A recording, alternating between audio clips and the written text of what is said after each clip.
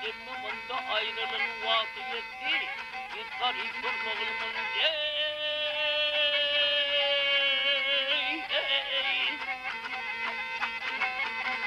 Gelir verdim senin vaktin beraber yoktur asıldır. Bu verdik öttü paktın gitler evlenmeminde Ah kızım gülüm harmanısan Dedecimin dermanı sanıyor Yâley Yâley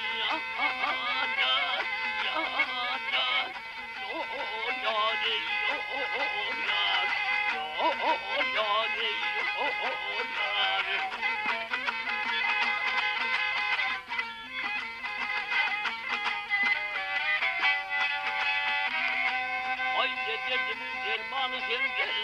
Git garip bak ey evlenmem deyim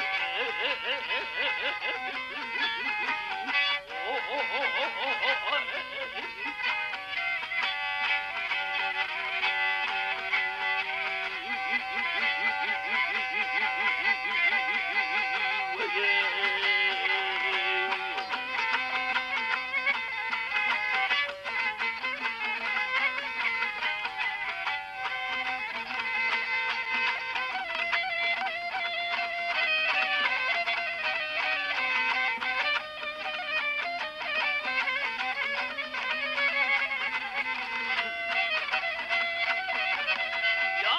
deyivede kurtlarının koyma kalır sözün senden doyma Yenen bir avadan kırnak git garip evlenme Kundevede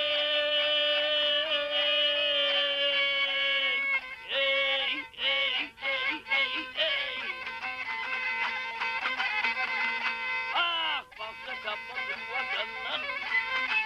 Senin canın çıktı senden Yâley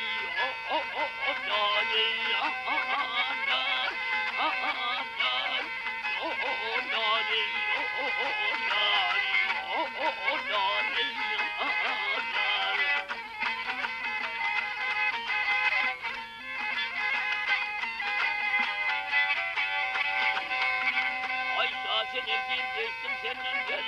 İslam'ın bak ey evlenme bana Ben he yandım çok ölümde Benden he beteri ya deney bami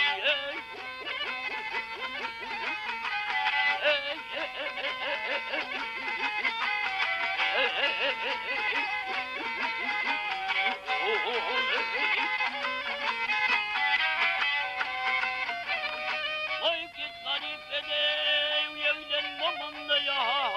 deyim Git garip bakayım dur baba deyim